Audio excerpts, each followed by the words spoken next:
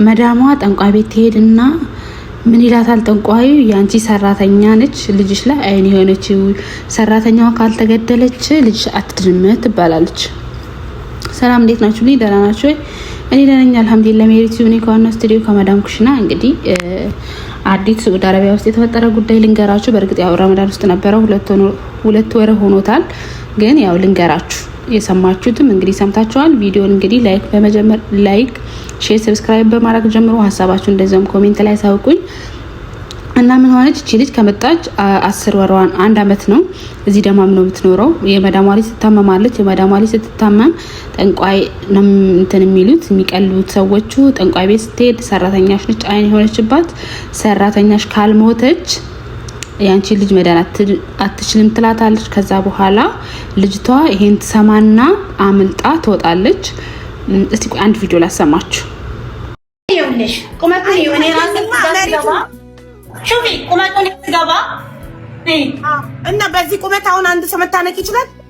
እኔ ላስረዳሽ ነው የገባው። በዚህ ልክ ግልጽ እያደረኩኝ እየነገርኩሽ ያለሁት እንጂ እኔ እኮ ልጅቷ የተቀመጠችበት ከዚህ ነው የወረደው።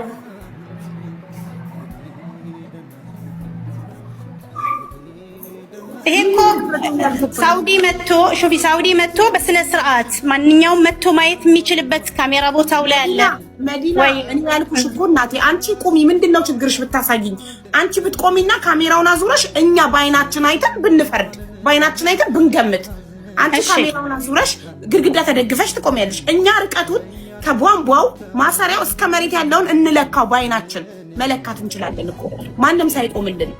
ያባይነሽን ቁመት እናያለን። አዎ ትንሽ ተጠጊ፣ ትንሽ ጠጋ በይ፣ ጠጋ ወደፊት ብቻ ትንሽ ተጠጊ። አሁን ጥሩ ነው ያለሽው።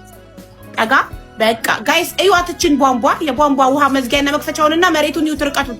እኔ አጭሯ ሜትር ከ55ቷ ሴትዮ እዚህ ጋር ልታነቅብል አልችልም። እዚህ አጭር ቦታ ላይ እኔ ሜትር ከ55ቷ ሴትዮ ልታነቅ አልችልም። አይደለም አባይነሽ ረጅም ናት፣ ከኔ ትረዝማለች። ሜትር ከ7 ሆናለች ቁመቷ። እንዴት ነው እዚህ ቦታ ላይ ረጅም ሰው ሊታነቅ የሚችለው?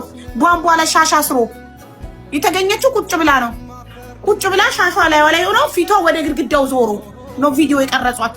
ሞታ አገኘናት ብለው እንዴት ነው የሚያሳምነው ይሄ ቦታ? እዩልኝ እስኪ። ቧንቧው ላይ ሻርፓን አስራ ራሷን ለማዳን ከመዳም ቤት የጠፋች ልጅ ራሱን ለማዳን መዳም ቤት ሊገሏት ሲሉ ቡዳ ነሽ ብለው ልጃችንን በልተሻል፣ ልጃችን የታመመችው አንቺ በቡዳ በልተሻት ነው፣ አንቺን ስንገልሽ ነው፣ ልጃችን ንግድ ነው ብለው ሊገሏት ሲል ነፍሷን ለማዳን ከመዳም ቤት ጠፍታ ቢሮ የመጣች ልጅ ሽንት ቤት ስትደርስ ራሷን አጠፋች። ለዚህ እዛው መዳም ቤት አይገሏትም ነበር? ለምን ራሷን ነፍሷን ለማዳን ቢሮ ትመጣለች? እንግዲህ እቺ ያሰማዋችሁ ሴትዮ ደላላ ነች። መክተብ ውስጥ ነው የምትሰራው እና ውክልና ከኢትዮጵያ ሬሳው ይግባልን የሚለው የተሰጣትም እቺ ልጅ ነች።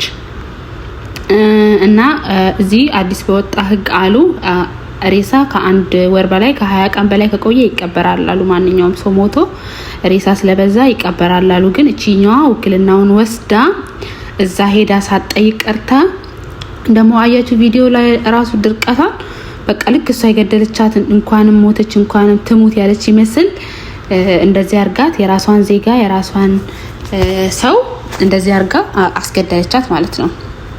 እና ልጅቷ አሳያችኋለሁ። አንድ ቪዲዮ አለ። ሬሳዋን ያነሱት ባንግላዴሽ ልጆች ናቸው። ቪዲዮ ላስገባላችሁ። ቤተሰቦቿ ሬሳዋን ላኩልን እያሉ ደብዳቤ ልከው ላኩልን ብለው እንዲህ ሰው እንዲተንበርክኮ ይሞታል። በእናታችሁ ይውልኝ። እዩት፣ ሻርፑ ደግሞ ያለበትን ርቀት በዛው ይዩትማ። ሻርፑን ይዩት።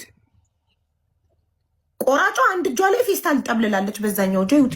ይሄ ነው ሰኻኑ። እንግዲህ ውሃ ማሞቂያው ገላችሁ ውስጥ ታጠቡ ውሃ የምታሞቁበት ይሄ ነው። እዚህ ጋር ነው። እስቲ የሆነ ነገር ልበል ቅድም ስለሰማሁ። እሺ ሁላችሁንም ሰላም ብያለሁ። ሙባረክ ቴንኪዩ። ይሄ ብዙ ነገር የሚያሳይ ነገር ነው። አንደኛ የሰው ልጅ ጣር ሲይዘው መሞት ቢፈልግ ራሱ መዳን ነው የሚፈልገው። ይሄ ሪያሊቲ ነው። ለዛ ነው የሚንጠለጠለው። ለምን መዳን ቢፈልግ እንኳን ቀና እንዳይል ማለት ነው። እቺ ልጅ ጣር ሲይዛት ቀና ብትል ትድናለች። አለቀ። ጣር ሲይዝ ማንም ሞትን አይመኝም። ሞትን የሚመኘው መጀመሪያ መከራውን በሚያስብ ሰዓት ነው። ስለዚህ እንደዚህ አይነት አሟሟት የለም፣ ውሸት ነው። ምንድነው ለዚህ ሁሉ መከራ ግን እኔ እስከሰማዋችሁ ድረስ ያቺ አንድ ልጅም ገብታ እንዳወራችሁ ኤምባሲ ውስጥ ሄዳ የተመለሰላት መልስ እኔ ይሄ ኤምባሲ በመንግስት እንደገና መፈተሽ አለበት። የሳውዲ ኤምባሲ የሆነ እዛ ውስጥ በጣም በወንጀልና በጉቦ የተበላሹ ሰዎች ይኖራሉ ብዬ ነው የማስበው። ለዚህ ደግሞ መፍትሄው ነው ምንድነው የህዝባችን መከፋፈል፣ እርስ በርስ መጨካከን፣ ለሌቦች እንደ ልብ እንዲጫወቱብን ሆነናልና በተለይ አረብ ሀገር ያሉ እህቶቻችን እየተጎዱ ያሉት በዚህ ነው። አዶኖ ህዝቡ ወደ አንድ መጥቶ ነገሮችን አንድ መስመር ቢያስይዝ ደስ ይለኛል። ግን ይሄ ኤምባሲ በተለይ የሳውዲ ኤምባሲ እኔ የማውቃቸው አንዳንድ ነገሮች ስላሉ በጣም መፈተሽ ያለበት ነው። በጣም ከደላሎች ከዚህ ከተለያዩ ነገሮች ጋር በጣም የተሳሰረ ነው እና አዶኖ እንዴት አድርገን በጣጥሰን እንደምናወጣ ይሄናል። እንግዲህ ውዶቼ ማሮቼ ፍቅሮቼ መዳም ቀሞች አላህ ይጠብቀን ሁላችንንም። አይቷቻል እንግዲህ የራሳችን ዜጋ እንድንገደል እንግዲህ እንደዚህ ምክንያት ይሆንብናል። እንዳልኳችሁ ቪዲዮ ላይክ፣ ሼር፣ ሰብስክራይብ ማድረጋችሁ እንዳትረሱ።